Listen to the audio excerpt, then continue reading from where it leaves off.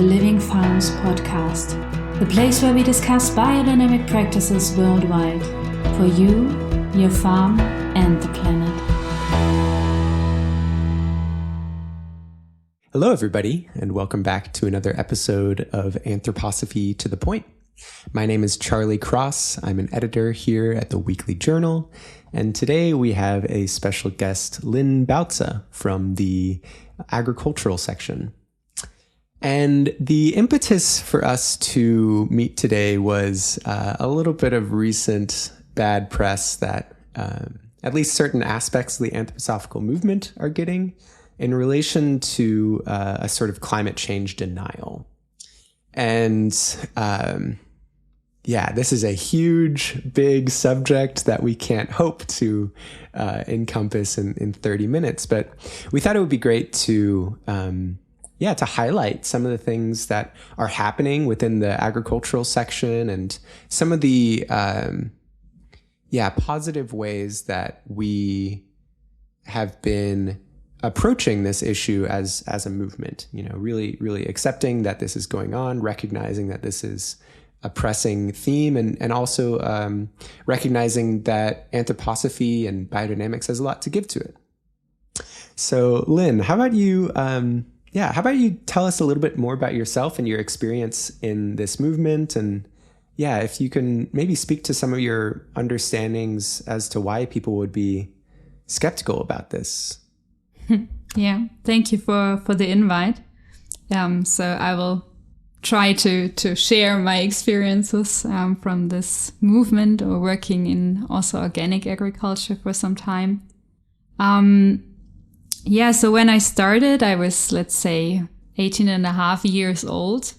And I realized that for me, I definitely need to study something about climate change and focus on that theme. And during that time, although scientific studies existed and although the people were aware that, international governmental organizations are dealing with climate change was still an issue of not most of the people, but still only some of the people covered that theme. And I just remember a lot of train travels where I talked with people around the world and saying like, okay, what I'm doing, having a normal exchange. And they were very critical about it and said like, okay, why are you building your future in climate change? And this is not a topic. And it's anyway just media and press.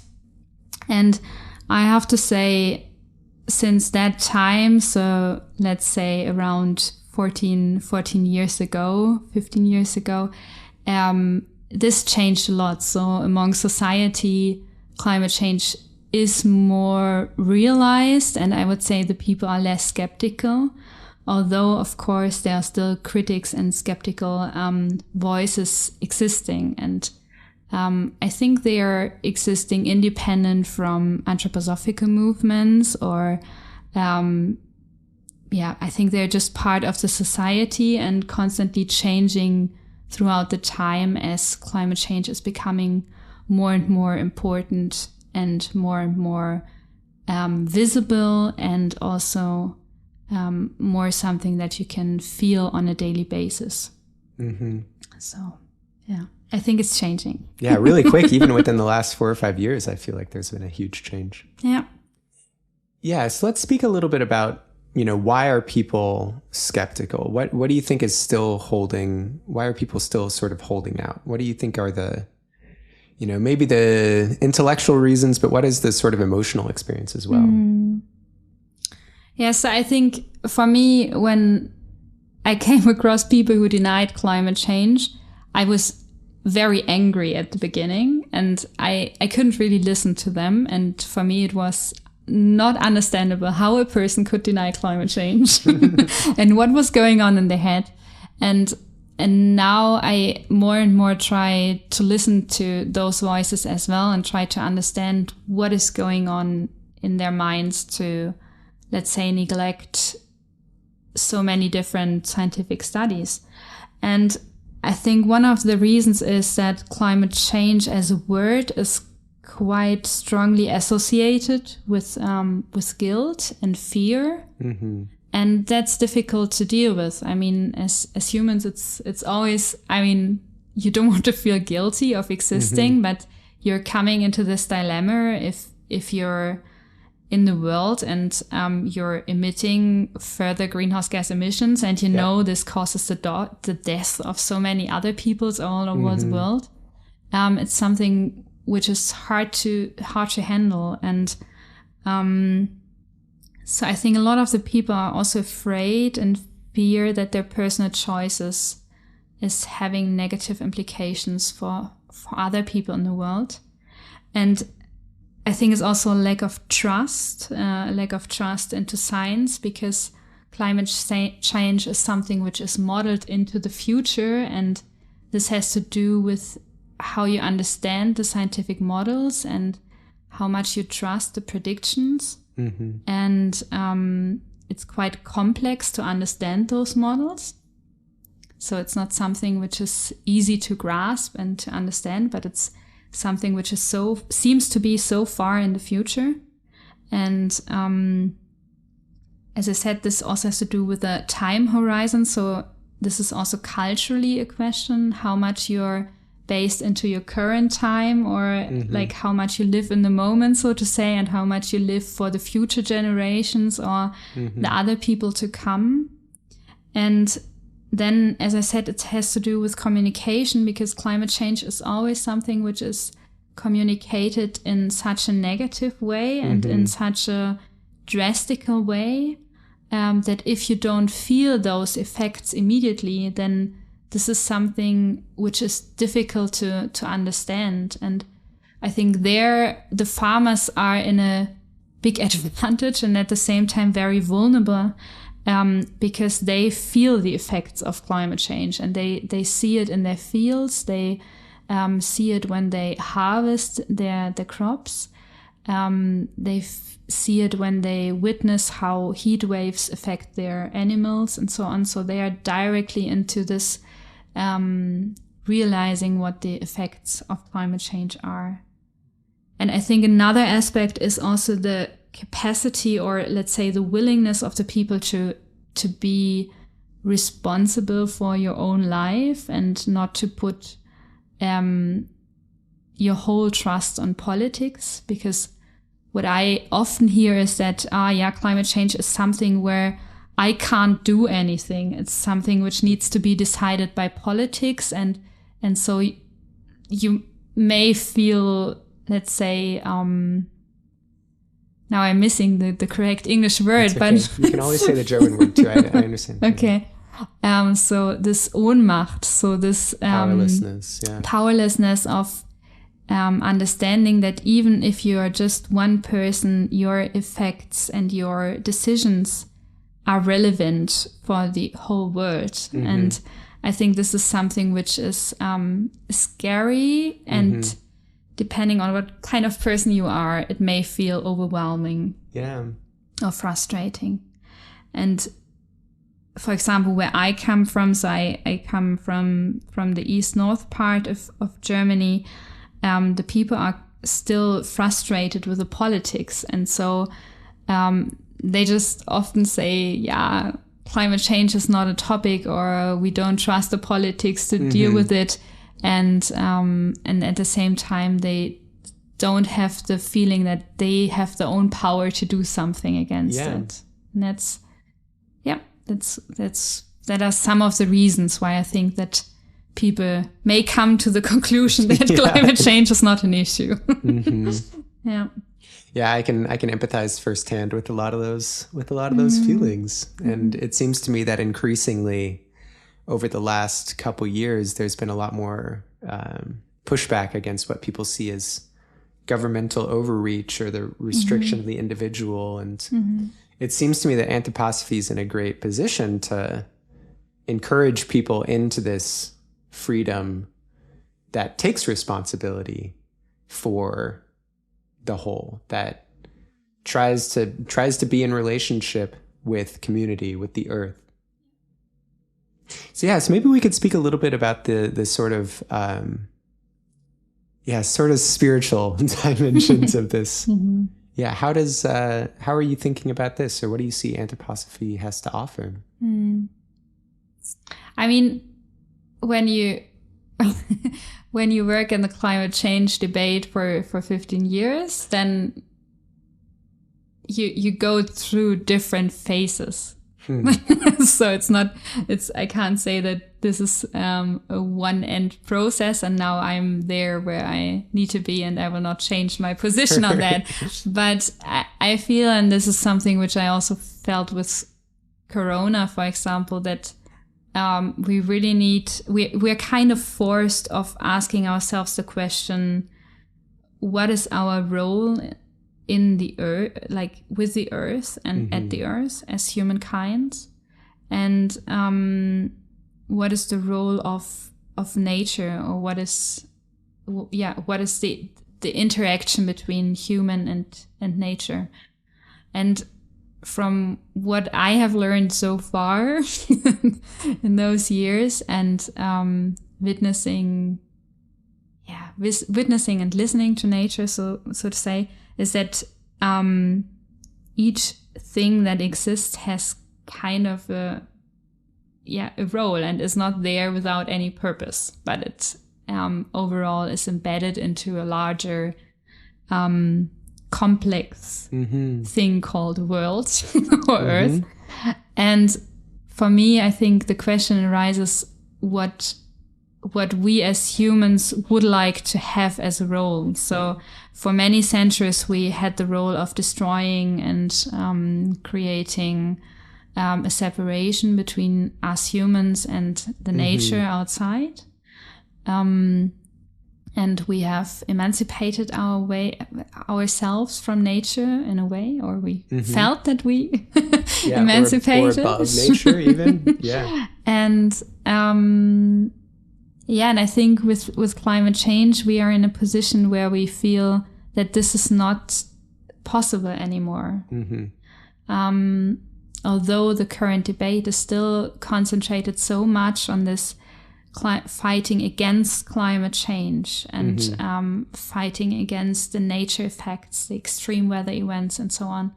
And it might be, or where I would like to position myself is to come into a balance with nature and to start communicating with nature and trying to understand what we could do as humans or as persons, as individuals, for coming into a dialogue with nature. And that's quite tricky. It's like a partnership. I mean, if you come into communication with nature, then you may realize that sometimes you need to restrict yourself a little bit for the other partner. And then you will also find situations where you receive a lot from your partner. So it's a give and take situation, I would say. And so for me, the question arises if climate change maybe brings us the possibility to really come into a collaborative effort and partnership with the earth, and at the same time into a partnership also among us as human society. Because, I mean, we are connected through our atmospheres all over the world, and I think it's so seldom the case that you have a situation where you act and your actions will lead to effects on a different continent or country or region of the world. And by this, it kind of helps us to connect with one another and to really develop empathy and this partnership with the nature, but also among us as society. And that's, at least for me, that's helpful to not consider it as something which would like to destroy us, but rather to think of climate change as something which helps us to come into a more healthy and, let's say, balanced human role and purpose, so to say. Yeah, I love the description of it as a sort of initiation into a new or a more mature stage of being human. And that, for me, doesn't mean that climate change is not an issue. So I don't want to understate it or say that it's not real or say that it's not harmful. I mean, we know that daily people are dying because of extreme weather effects, and we know that harvests will decrease because of droughts, and we know that the situation will be drastic in the future and is currently already developing in that state. But I think it also can provide a chance to change the own perspective about how to give and take with nature. And of course, we need to act fast and maybe also drastic and yeah, in a very holistic and big way, because I think we really need the system shift to come away from over exploitation and over harvesting the resources that we have. Yeah. So I was thinking a lot about your, in relation to how big this issue is. The sort of phrase that y'all focused on is breathing with the climate crisis. So this was the title of a conference that you had with the youth section last year, and also the title of an upcoming book. So maybe you could tell us more about this spirit that you're working with here. Yeah, so breathing with the climate crisis, exactly. We have once a year, we have the agriculture conference, always in February, where the biodynamic movement is coming together here at the Goetheanum. In 2021, we couldn't do it live. We had to do it online, but still so many people from all over the world came here together.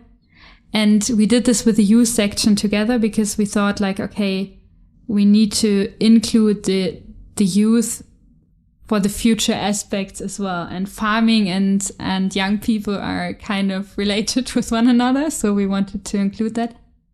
And breathing with the climate is exactly trying. So out of this context, we wrote a book, which is also called Breathing with the Climate Crisis. We will present this during the next COP in November 2022.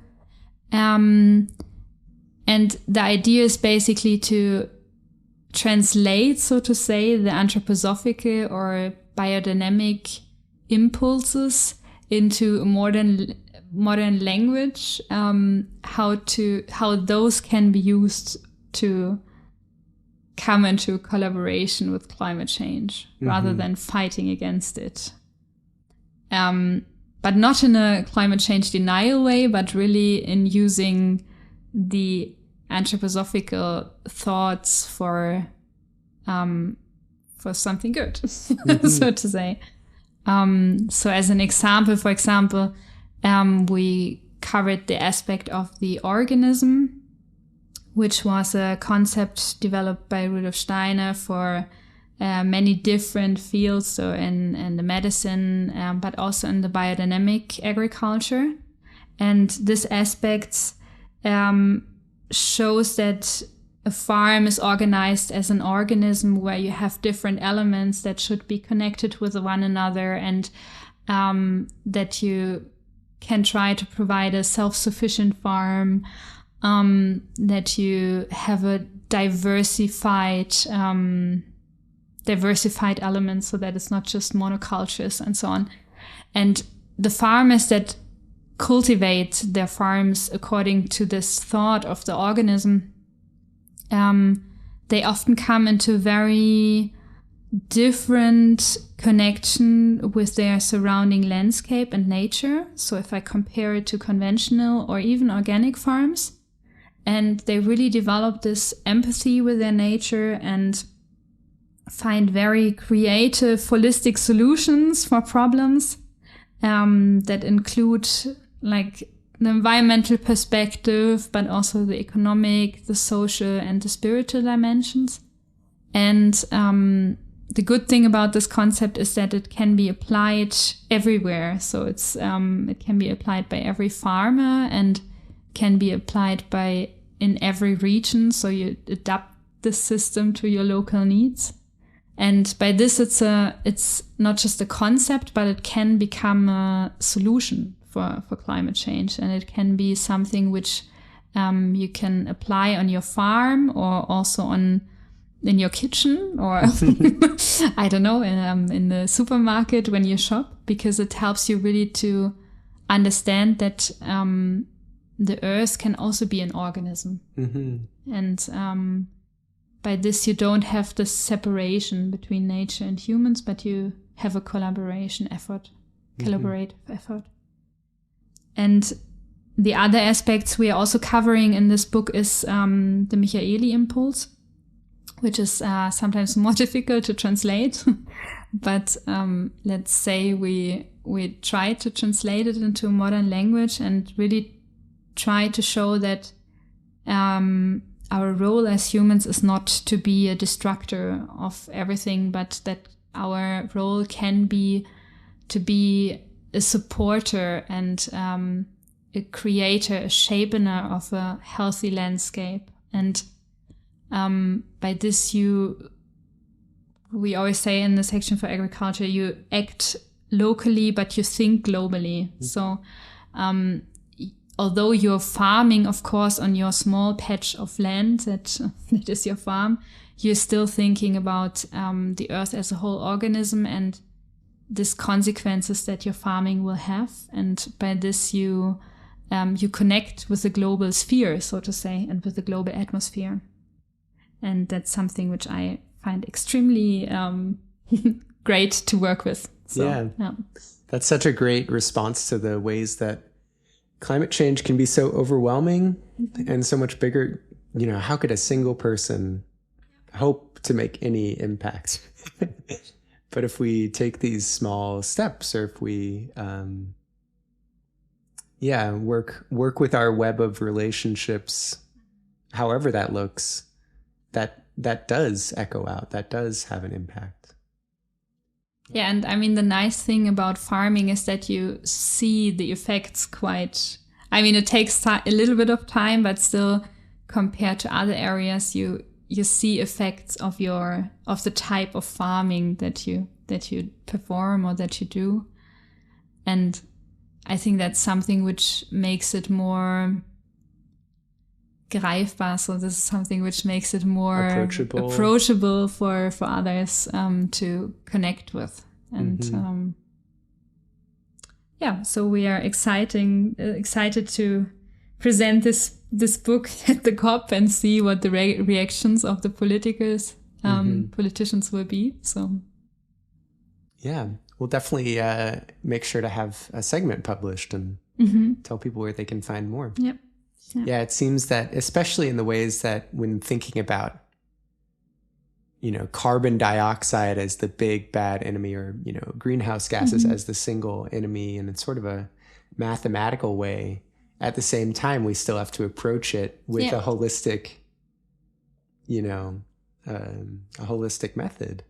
Yeah, and I see biodynamics is just such a beautiful approach to that. Recognizing quantitatively that there's a problem, but approaching it with more emphasis on the whole and on relationships, and even on small individual actions.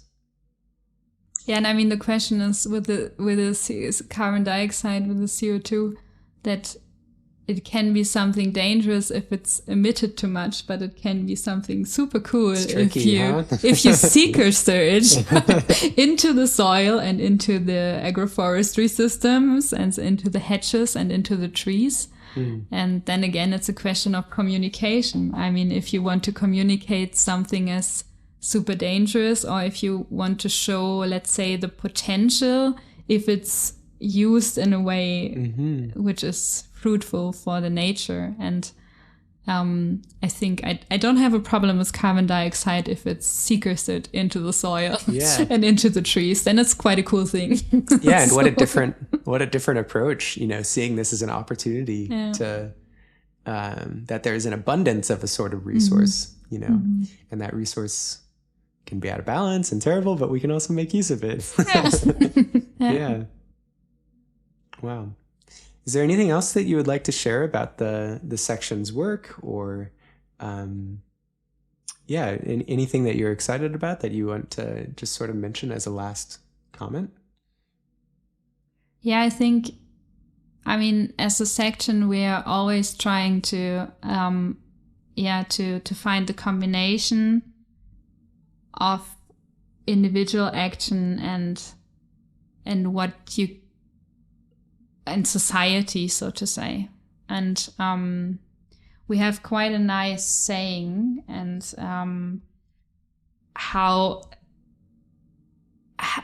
we talked about this frustration that as a person you feel that you can't have an impact in the climate change. And Uli Hota, our co-leader of the section, he said the nice sentence, "The earth is waiting for my footprint. I want to walk on the earth and make my contribution for our joint future."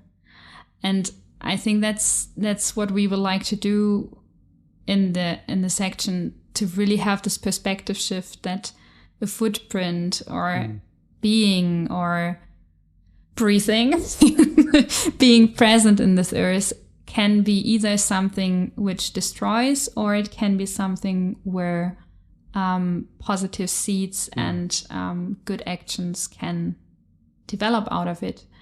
And I think for me personally, I would rather decide for the positive. Yeah. Although it's sometimes difficult and of course takes some personal effort.